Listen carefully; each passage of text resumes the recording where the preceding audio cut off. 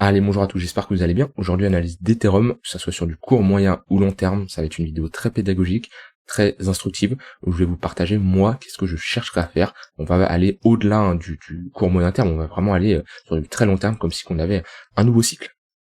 Avant de rentrer plus en détail, je tiens à vous rappeler qu'il vous reste que 24 heures pour profiter des moins 50% sur le programme Crypto Investor. Donc si tu veux vraiment être accompagné sur le long terme pour développer une stratégie personnalisable, vraiment c'est du sur-mesure, hein, c'est toi qui crées ta stratégie, je te montre comment la créer, voilà, comment maîtriser les trois piliers pour moi qui sont importants quand on investit en crypto, c'est l'analyse fondamentale, la tokenomics et l'analyse technique. Voilà, je te montre tout ça en détail, d'accord, je te montre comment l'appliquer sur des cryptos en direct, d'accord, j'analyse en face de toi des crypto-monnaies et je te montre, moi, en te donnant mon avis, ma manière de fonctionner, tout simplement. Et c'est bien sûr un programme très long terme, vu que je t'accompagne, t'as accès à un groupe privé, où t'as toutes les personnes qui ont rejoint le programme, et tu peux bien sûr poser des questions. Alors, sur Ether, donc d'un point de vue très long terme, déjà premièrement on a retracé dans une très bonne zone que moi j'aime particulièrement, c'est ma zone de rechargement. Et on voit globalement ça a été notre range, d'accord, notre borne haute, hein, ça a été nos 0,118, notre borne basse ça a été la zone des 0,786. Cette zone de rechargement c'est une très bonne zone parce que sur les coins à fort market cap et surtout BTC et Ether, en général pour les alts en dehors de BTC Ether, moi je regarde cette zone-là, entre les 0,786 et les 0,186, c'est une très bonne zone pour faire de l'accumulation. Donc, je le dis souvent, le DCA j'aime pas, mais à part sur BTC Ether, oui, vous pouvez faire du DCA sur Ether tant qu'on est dans cette zone. Alors, faites du DCA de manière intelligente, d'accord. Faites pas du DCA après avoir, voilà. C'est-à-dire que le mec qui a fait du DCA pendant toute cette phase haussière, s'il continue à faire du DCA après un x9, x10 à $4000, pour moi, son DCA n'est pas optimisé.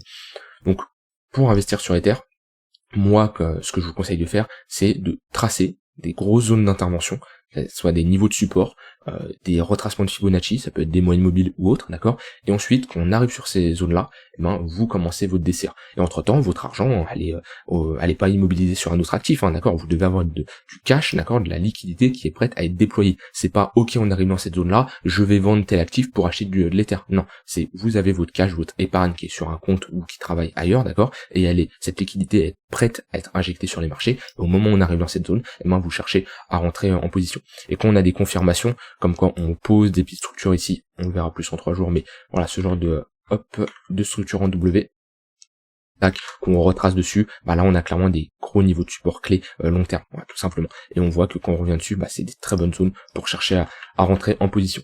Donc sur Ether, pour moi, tant qu'on évolue sous les $1900, c'est une bonne zone. Si vous croyez au marché des crypto-monnaies, si vous croyez au fondat d'Ethereum sur du long terme, d'accord, c'est une zone où il y a de grandes chances techniquement que Ether dans les prochaines années soit au-dessus des $1900, d'accord. Donc cette zone là de rechargement est excellente. Pour vraiment avoir un bottom qui soit confirmé sur Ether, quelque chose que je répète depuis des mois, mais si on a une clôture monthly au-dessus des $2030, d'accord, une nette clôture, pas une prise de liquidité comme on a fait ici, mais une nette clôture, pour moi le bottom est établi et on reverra plus jamais un Ether en dessous des $900.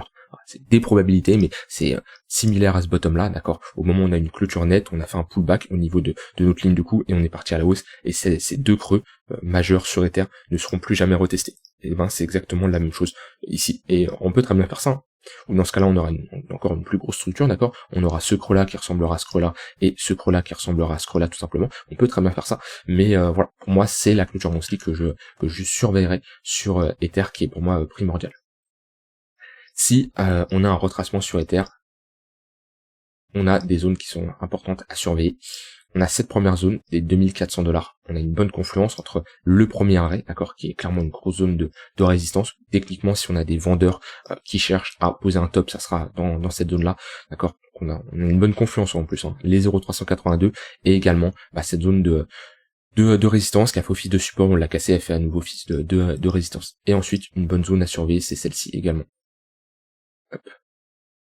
On a nos 0,786, on a ici une zone qui faisait office de résistance, on a cassé, support, on a recassé. Ça c'est une bonne zone à surveiller. Donc d'un point de vue retracement, voilà, c'est les deux grosses zones majeures que je surveillerai, et également moins important que les autres, mais à prendre en compte nos 0,118 qui sont également sur une bonne zone on a eu ici notre sommet, on a piégé pas mal de monde, on a fait notre ravalement ici. Donc là, il y a quand même pas mal de vendeurs qui ont poussé à la baisse, d'accord. On a piégé beaucoup d'acheteurs. Donc si on va chercher cette zone, on pourrait avoir une rejection.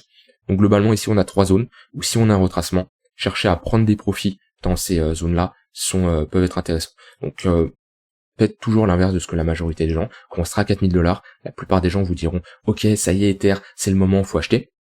Et nous, on s'est placé bien avant, et ça sera pas une bonne zone selon moi pour acheter, parce qu'on se rapproche d'un nouvel ATH et on se place pas sur résistance. Donc pendant que la plupart des gens, eux, profiteront d'acheter, et ben vous prendrez profit petit à petit sur la montée. Alors comment on prend profit? Moi je vous le dis, hein, je prends mes profits sur premièrement des zones de retracement, et quand on fait un ATH sur des extensions de Fibonacci ou sur des chiffres ronds psychologiques, d'accord? Donc ça c'est quelque chose de très important, mais prenez des profits sur la montée. Alors prendre des profits, c'est pas tout sortir de votre position. Il y en a, ils fonctionnent comme ça, c'est-à-dire ils rentrent ici par exemple en faisant du DCA, et puis quand on arrive sur les 4000$, hop, ils sortent tout. Non, ça c'est pas une bonne manière d'optimiser, on sort par palier. 10% ici, 10% ici, 20% ici, et vous avez peut-être encore 50-60% qui pendant qu'on fait un nouvel ATH, et quand on a fait un nouvel ATH, on trace nos zones qui sont intéressants et on sort encore en palier. Parce que le problème c'est si vous sortez tout ici, alors c'est sûr que si on fait ça, vous êtes hyper content et voilà, parfait, là l'ego démesuré, c'est bon, là vous êtes trop content, vous criez sur tous les toits, vous avez anticipé le top, ok, super, il y a très peu de probabilité que ça arrive.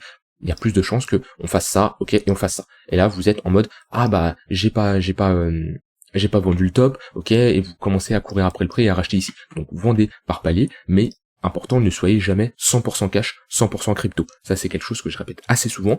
Le problème c'est si vous êtes 100% cash et vous ratez une opportunité, c'est-à-dire qu'on a un pump et un gros bottom qui est mis en place, ben vous allez courir après le prix. Et si vous êtes 100% crypto et qu'on a un retracement beaucoup plus important, vous pouvez pas profiter à des niveaux de prix qui vous intéressent, mais vous n'avez pas de liquidité disponible. Et ben ça c'est pareil pendant une montée. Alors sur des prix assez bas comme ça, en général on est plutôt, enfin moi c'est comme ça que je le suis, 75 voire 80% crypto, d'accord, et 20% cash, d'accord, parce qu'on est sur des zones d'accumulation ici. Hein, quelqu'un actuellement qui est pour moi à 100% cash, c'est une erreur. Qu'est-ce qu'il attend pour se placer? Il attend quoi, un Ether sur les 300$? Il y a de grandes chances que ça arrive jamais. Donc si vous êtes à l'heure actuelle 100% cash, c'est pas un conseil en investissement, mais moi mentalement, actuellement, je ne pourrais pas être 100% cash, c'est pas possible. Et inversement, quand on est sur des ATH, quand on est sur un nouveau cycle, d'accord, qu'on est en train de tout casser à la hausse, que ça pump de partout, que tout le monde est euphorique, et moi là, on switch notre balance et c'est à l'inverse, on est plutôt ici à 20, 25, 30% crypto, d'accord, et on a de notre côté 70, 75% de cash. C'est pareil, moi sur des niveaux de prix où on est sur un ATH, où tout le monde, ça pump de partout, on a fait une bonne performance, je peux pas être 80% crypto, parce que si on pose un top, je vais me retrouver à me taper un moins 80%, moins 90% sur les altcoins, et j'aurais pas tout simplement pris de profit. Donc ne faites pas ce que l'inverse des gens font, c'est-à-dire que eux ils se positionnent quand on est sur des ATH et c'est beaucoup trop tard. Donc oui, on est sur des zones d'investissement, voici les zones de retracement, moi que je surveille pour prendre mes profits. Maintenant, mes zones d'extension. Donc, hop, tac, je vais l'inverser. Ok.